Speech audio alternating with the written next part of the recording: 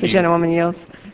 Thank you, Speaker. I would yield 5 minutes this time to a member of the Joint Economic Committee for more than 6 years, the gentleman from Texas, Dr. Ron Paul. 5 minutes, please. The gentleman is recognized for 5 minutes. I thank the gentleman for yielding. Madam Chairman, I rise in opposition to this resolution. You know, they say so often that there's not enough bipartisanship around here. We hear that complaint a lot of time. But you know, when I look at it, I see that there's been too much bipartisanship in creating the problem we've had. And it hasn't been this crisis that we're in the midst of, this financial crisis, didn't pop up here in the last 60 days. It didn't pop up here in the last 8 years. But it's taken several decades for us to get to this point where we are today, dealing with a budget that is just totally out of control and a monetary and economic system that is uncontrollable as well. It is said that this budget is going to be $3.6 trillion with a $1.1 trillion deficit. An amazing thing is that $1.1 trillion deficit is going to be $400 billion less than this year.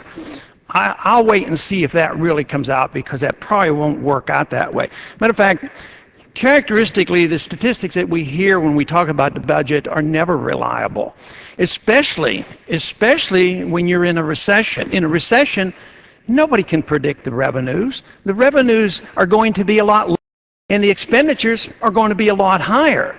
So I am making a prediction that the spending will be over $4 trillion this year, and that the deficit is going to be over $2 trillion.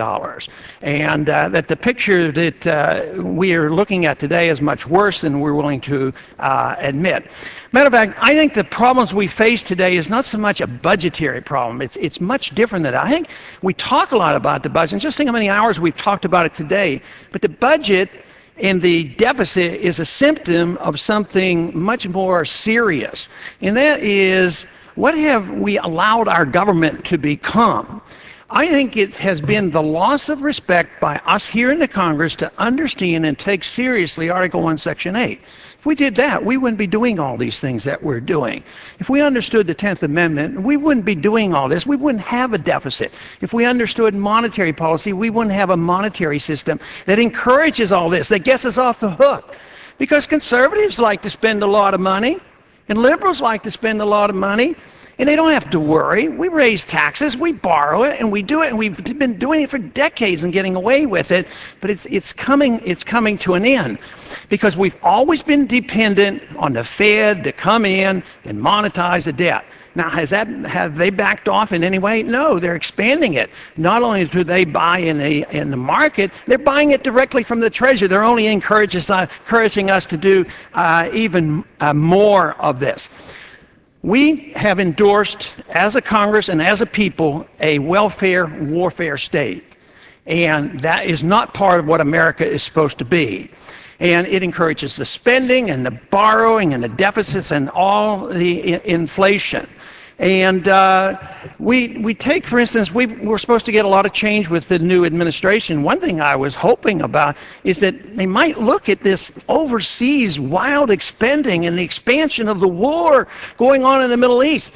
But the military budget, the war budget, is going up 9%. And as long as we have the expansion of the war, the dependency of the spending overseas, we're spending over $1 trillion a year maintaining the world empire. At the same time, we have runaway spending here on welfare here at home. It is unsustainable. We have a debt that will not be paid. We know when it reaches a certain level, it cannot be paid. But it is always liquidated. Now, if an individual or a company goes into debt, it can be liquidated in the old-fashioned way of bankruptcy. Countries don't go bankrupt. What they do is they default on the debt. That doesn't mean they won't pay it. They pay it off in bad money. And literally, that is the purpose of the Federal Reserve right now, is to lower the real debt.